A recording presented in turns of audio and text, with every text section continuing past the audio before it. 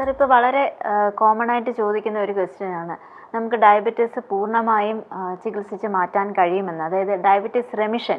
ഇപ്പോൾ ഒരുപാട് ആൾക്കാർ അത്തരത്തിലുള്ള ചോദ്യങ്ങൾ നമ്മളോട് ചോദിക്കാറുണ്ട്. അപ്പോൾ ഇതിനെക്കുറിച്ച് സാറിൻ്റെ ഒരു അഭിപ്രായം പറയാം. എൻ്റെ അഭിപ്രായമല്ല, ഞാൻ അതിൻ്റെ ശാസ്ത്രീയമായ തെളിവ് പറയാം. അതായത് പ്രമേഹം ചികിത്സിച്ച് ഭേദമാക്കാൻ സാധിക്കും.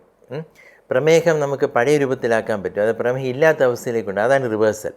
റെമിഷൻ എന്ന് പറഞ്ഞു കഴിഞ്ഞാൽ പ്രമേഹം തൽക്കാലത്തേക്ക് ഒഴിവാക്കുന്നതാണ് റെമിഷൻ. അപ്പോൾ ഇതിൽ സത്യമുണ്ടോ എന്ന് ചോദിച്ചു കഴിഞ്ഞാൽ ഇതിൽ ഒരു പരിധിവരെ സത്യമുണ്ട്.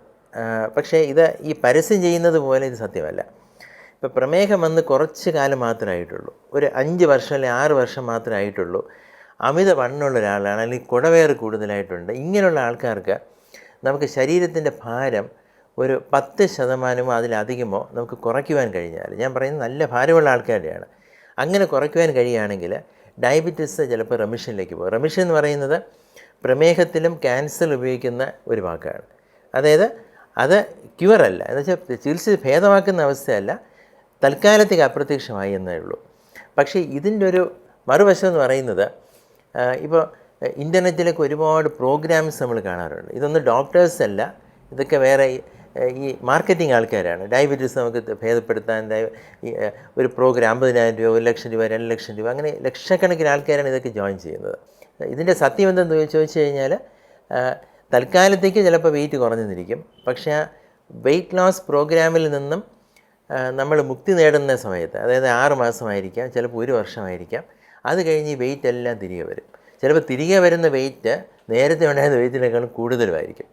അപ്പം നമ്മൾ എപ്പോഴും റിയലിസ്റ്റിക് ആകുക, നമുക്ക് ചെയ്യാൻ കഴിയുന്ന കാര്യം മാത്രം ചെയ്യാം. കാരണം നമുക്ക് നമ്മൾ ചെയ്യുന്ന ജോലി ചെയ്തേ പറ്റൂ. നമ്മൾ കഴിക്കുന്ന ആഹാരത്തിൽ ഒരുപാട് വ്യത്യാസം നമുക്ക് വരുത്താൻ പറ്റില്ല. നമുക്ക് ഉറങ്ങുന്ന വേള അത് എത്രയാണ്, എവിടെയാണ് നമ്മൾ താമസിക്കുന്നത്, ഇതൊന്നും നമുക്ക് പെട്ടെന്നൊരു ദിവസം നമുക്ക് ചേഞ്ച് ചെയ്യാൻ പറ്റില്ല. ഇപ്പോൾ എക്സസൈസ് ചിലപ്പോൾ വളരെ വികരസായിട്ട് നമുക്ക് കുറച്ച് ദിവസം ചെയ്യാൻ സാധിച്ചെന്നിരിക്കും, പക്ഷേ അത് ചിലപ്പോൾ ജീവിതത്തിൽ തുടരാൻ പറ്റില്ല. അപ്പോൾ തുടരാൻ കഴിയുന്ന കാര്യങ്ങൾ ഏതൊക്കെയാണ് തിരിച്ചറിഞ്ഞിട്ട് അതിന് പ്രകാരമുള്ള ചികിത്സ സ്വീകരിക്കുക. ഡയബറ്റീസിന് റിവേഴ്സൽ എന്ന് പറയുന്നത് സാധിക്കില്ല. കാരണം ഡയബറ്റീസ് നമുക്ക് ഉണ്ടായിട്ട് നമ്മളൊരു മരുന്ന് കഴിച്ചോ അല്ലെങ്കിൽ ഇഞ്ചക്ഷൻസ് എടുത്തോ, ഇപ്പം പ്രമേഹത്തിൻ്റെ ആരംഭ ദശയിൽ തന്നെ ഇൻസുലിനോ ഇൻക്രട്ടിനോ ഇഞ്ചക്ഷൻസ് എടുക്കുകയാണെങ്കിൽ, ലിറാഗ്ലൂട്ടൈഡ് അല്ലെങ്കിൽ സെമാഗ്ലൂട്ടൈഡ് ഗുളിക, ഇൻസുലിൻ, ഇങ്ങനെയുള്ള ആൾക്കാർക്കും പ്രമേഹം ഒരു 90-95% റെമിഷനിലേക്ക് പോകും. പക്ഷേ ആ പോയ പ്രമേഹം തിരിച്ചു വരാതിരിക്കാനായിട്ട് നമ്മൾ ആത്മാർത്ഥമായിട്ട് ശ്രമിക്കുകയാണെങ്കിൽ മാത്രമേ സാധിക്കൂ.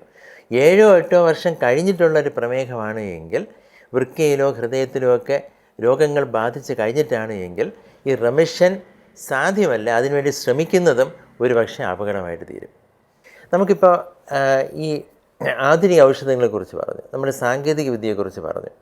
അത് പലർക്കും താങ്ങാനാകാത്ത ചികിത്സാ ചെലവിന് സാധ്യതയുള്ള സംവിധാനങ്ങളാണെന്നും പറഞ്ഞു. അപ്പോൾ ഈ ഒരു വേളയിൽ നമുക്കിതൊക്കെ ഒന്ന് വിജയിപ്പിക്കുവാനായിട്ട്, നമുക്കിപ്പോൾ ഈ അടുത്തിടെയായിട്ടാണ് ഒരു ഹെൽത്ത് കെയർ മോഡൽ എന്ന് പറയുന്ന ഒരു ഗവേഷണം നമ്മൾ പ്രസിദ്ധീകരിച്ചത്. അപ്പോൾ ആ ഗവേഷണത്തിൽ എന്താണ് സൂചിപ്പിക്കുന്നത്?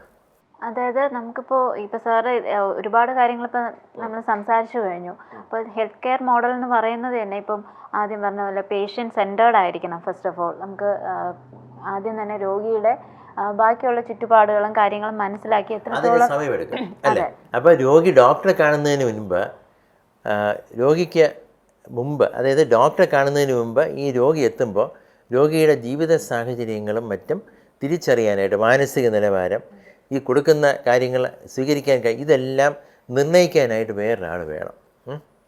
അതുകൊണ്ട് തന്നെയാണ് നമുക്കൊരു ഡയബറ്റീസ് കെയർ ടീം വേണ്ടത്. ഒരു ടീം വേണം. പിന്നെ വളരെ പ്രധാനപ്പെട്ട ഒരു നിർദ്ദേശം ഈ ഇന്ത്യക്ക് വേണ്ടിയുള്ള ഹെൽത്ത് കെയർ മോഡലിൽ നിർദ്ദേശിച്ചിരിക്കുന്നത് ഒരു പബ്ലിക് പ്രൈവറ്റ് പാർട്ട്ണർഷിപ്പാണ്.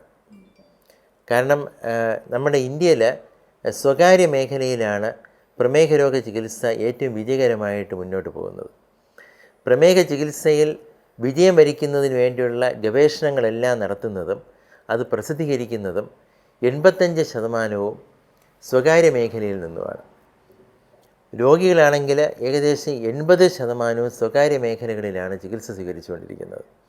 അപ്പോൾ ഒരു പബ്ലിക് പ്രൈവറ്റ് പാർട്ട്ണർഷിപ്പ്, പൊതുമേഖലയും സ്വകാര്യ മേഖലയിലുമുള്ള ആശുപത്രികളും അതുപോലെ ഡോക്ടർമാരും ഗവേഷണവും നമുക്ക് സംയോജിപ്പിക്കണം. എങ്കിൽ മാത്രമേ നമുക്ക് അടുത്ത പടിയായിട്ട് കോവിഡ് അനന്തരം പ്രമേഹ രോഗികളുടെ എണ്ണവും പ്രമേഹ അനുബന്ധ രോഗങ്ങളും 20% വർദ്ധിച്ചിരിക്കുകയാണ്. അതാണ് അനുമതിയോഗ്യമായ കണക്കുകൾ. വ്യക്തമായ കണക്കുകൾ നമുക്ക് അറിയില്ല. പലപ്പോഴും ഈ പ്രമേഹം ചികിത്സിക്കുമ്പോഴത്തേക്ക് നമ്മൾ പെട്ടെന്നുണ്ടാകുന്ന നേട്ടത്തിന് വേണ്ടിയാണ് ചികിത്സിക്കുന്നത് എന്നാണ് ജനം കരുതുന്നത്. പക്ഷെ നമ്മളിവിടെ സൂചിപ്പിച്ച സാങ്കേതിക വിദ്യയാണെങ്കിലും പുതിയ ഔഷധങ്ങളാണെങ്കിലും അതിൻ്റെ പ്രയോജനത്തിന് വേണ്ടി നമ്മൾ കാത്തിരിക്കുന്നത് 10-15 വർഷങ്ങൾ കഴിഞ്ഞിട്ടാണ്. കാരണം ഈ വൃക്കയിലും ഹൃദയത്തിലുമൊക്കെ രോഗം വരുന്നത് 10-15 വർഷങ്ങൾ കഴിഞ്ഞിട്ടാണ്. ഈ അശാസ്ത്രീയ പല ചികിത്സാ വിധികളും ഇപ്പോൾ വളരെ പ്രശസ്തനായ ഒരു രോഗി എൻ്റെ അടുത്ത് പറഞ്ഞു, ഞാനിപ്പോൾ ഒരു പുതിയ മരുന്ന് കഴിച്ചുകൊണ്ടിരിക്കുകയാണ്, ഡോക്ടറുടെ ഇൻസുലിൻ ഇപ്പോൾ എനിക്ക് നിർത്താൻ സാധിച്ചു, ഡോക്ടറുടെ മരുന്ന് എനിക്ക് പകുതിയാക്കാൻ സാധിച്ചു. അപ്പോൾ ഞാൻ അദ്ദേഹത്തോട് പറഞ്ഞു, അങ്ങനെയുള്ള ആയിരക്കണക്കിന് ഔഷധങ്ങളുണ്ട്, അവിടെ അല്ല വിജയം. നമുക്ക് പെട്ടെന്ന് കിട്ടുന്ന ഗുണമല്ല വിജയം. പ്രമേഹത്തിൻ്റെ വിജയമെന്ന് പറയുന്നത് പഞ്ചസാര കുറയ്ക്കുക എന്നുള്ളതല്ല, അത് എല്ലാ ഔഷധങ്ങളും കൊണ്ട് സാധിക്കും. നമുക്ക് ദീർഘകാലം കാത്തിരിക്കുമ്പോൾ 10-15 വർഷങ്ങൾ കഴിയുമ്പോഴും ഹൃദയത്തെയും വൃക്കയെയും കരളിനെയും മറ്റും നമുക്ക് സംരക്ഷിക്കാൻ കഴിഞ്ഞാൽ അവിടെയാണ് വിജയം. അപ്പോൾ ആ വിജയത്തിന് വേണ്ടിയാണ് നമ്മളീ പറയുന്ന ഒരു റിസർച്ചും പബ്ലിക് പ്രൈവറ്റ് പാർട്ട്ണർഷിപ്പും ഒക്കെ നമുക്ക് വേണ്ടി വരുന്നത്. നമുക്ക് അങ്ങനെയുള്ളൊരു ഭാവിക്ക് വേണ്ടി കാത്തിരിക്കാം അല്ലേ. അതായത് ജനങ്ങൾക്ക് ആവശ്യം എന്ന് പറയുന്നത് നല്ലൊരു പ്രമേഹ ചികിത്സയാണ്. അപ്പം അത് പെട്ടെന്ന് സാധിക്കുന്നില്ല എന്നുള്ള എല്ലാവരും മനസ്സിലാക്കണം. അതായത് നമ്മളൊരു BP ചികിത്സിക്കാൻ പോകുമ്പോഴത്തേക്ക് ഒരു കുറിപ്പടി കിട്ടുന്നത് പോലെ നമുക്ക് പ്രമേഹ രോഗ ചികിത്സയ്ക്ക് 6-7 മരുന്നുകളുടെ ഒരു കുറിപ്പടി കിട്ടിക്കഴിഞ്ഞാൽ അത് മാത്രം ഉപയോഗിച്ചത് കൊണ്ട് ഈ ചികിത്സ വിജയിക്കില്ല. IDF പറഞ്ഞതുപോലെ education is men four protecting tomorrow അല്ലേ. നമുക്കൊരു ടേക്ക് ഹോം മെസ്സേജും കൂടെ കൊടുക്കാം. ഡോക്ടർ അരുൺ ശങ്കർ ആദ്യം, അത് കഴിഞ്ഞ് ഗീതു. പ്രമേഹം എന്ന് പറയുന്ന ഒരു സങ്കീർണമായ രോഗമായി കണക്കാക്കാമെങ്കിലും അത് തീർച്ചയായും ബോധവൽക്കരണവും കൃത്യമായ ഒരു വിദ്യാഭ്യാസവും രോഗികൾക്കും രോഗിയെ ചുറ്റിപ്പറ്റി പോകുന്ന രോഗിയെ പരിചരിക്കാനിരിക്കുന്നവർക്കും കൃത്യമായി നൽകുന്നുവെങ്കിൽ, അത് തുടർ ചികിത്സയിൽ പ്രയോജനം ചെയ്യുന്നുവെങ്കിൽ തീർച്ചയായും പ്രമേഹം നിയന്ത്രിച്ചു നിർത്താനും അത് മറ്റ് സങ്കീർണതകൾ അല്ലെങ്കിൽ അനുബന്ധ രോഗങ്ങളിൽ എത്തിപ്പെടാതെ രോഗിയുടെ ജീവിത നിലവാരം ഉയർത്താനും കഴിയുമെന്നുള്ളത് വ്യക്തമായി നമുക്കിന്ന് മനസ്സിലായ ഒരു കാര്യമാണ്. നമ്മൾ മനസ്സിലാക്കി കഴിഞ്ഞൊരു കാര്യമാണ്. അതിൽ പുതുതായി വരുന്ന എന്ത് ചികിത്സാ രീതികളും, അത് സാങ്കേതിക വിദ്യ ഉപയോഗിച്ച് ചികിത്സ തുടരുന്നതായാലും പുതിയ തരം ഔഷധങ്ങൾ ഉപയോഗിച്ച് ചികിത്സിക്കുന്നതായാലും കൊണ്ട് സാധിക്കുമെന്നുള്ളത് ഉറപ്പാണ്. രോഗിയെ പരിഗണിച്ച് വേണം ചികിത്സ ചെയ്യേണ്ടതെന്ന് പറയുന്നത് പേഷ്യൻ്റ് സെൻറ്റേർഡ് അപ്രോച്ച് എന്ന് തന്നെയാണ് അതിൽ അവസാന വാക്ക്. അപ്പോൾ സാറ് പറയുന്നത് പോലെ തന്നെ, അതായത് നമ്മളിപ്പോൾ ഒരു പ്രമേഹ ചികിത്സ തുടങ്ങുമ്പോൾ ആദ്യം തന്നെ പ്രമേഹം എന്താണെന്ന് ആദ്യം മനസ്സിലാക്കുക. അതുപോലെ തന്നെ നമുക്കൊരു ഡയബറ്റിസ് ടീമിൻ്റെ ഒരു സഹായത്തോടുകൂടി ഒരുപാട് സാങ്കേതിക വിദ്യകൾ ഉപയോഗിച്ചും മറ്റും നമുക്ക് നല്ല രീതിയിൽ ചികിത്സിച്ച് പോകാനുള്ള കാര്യങ്ങൾ തിരഞ്ഞെടുക്കുക. അപ്പോൾ അതിൽ തന്നെ ആദ്യമായിട്ട് ചിട്ടയായിട്ടുള്ളൊരു ഭക്ഷണ രീതി രോഗി അനുവർത്തിച്ച് വരണം. അതുപോലെ തന്നെ മരുന്നുകളുടെ ഉപയോഗം അല്ലെങ്കിൽ ഇൻസുലിൻസിൻ്റെ ഉപയോഗം ഇത് കൃത്യമായിട്ട് നോക്കുക. കൃത്യമായ അളവിൽ ഡോക്ടറിനെ കാണുക. അതിന് ഏറ്റവും ഇമ്പോർട്ടൻ്റ് ആയിട്ടുള്ള കാര്യം നമുക്ക് ഫോളോ അപ്പ്, അതായത് കൃത്യമായിട്ടുള്ള സമയങ്ങളിൽ ഫോളോ അപ്പ് ചെയ്ത് ഇതെല്ലാം കൂടി ഒരുമിച്ച് കൊണ്ടുപോയി കഴിഞ്ഞാൽ നമുക്ക് ഈ പറഞ്ഞ പോലെ ഒരുപാട് സങ്കീർണതകൾ നമുക്ക് അവോയ്ഡ് ചെയ്യാനും പറ്റും. നല്ല രീതിയിൽ ചികിത്സിച്ച് മുന്നോട്ട് പോകാനായിട്ടും സാധിക്കും. അപ്പോൾ ലെറ്റ്സ് ഫൈറ്റ് ഡയബറ്റീസ് അല്ലേ. Let's fight diabetes. Yes, sir.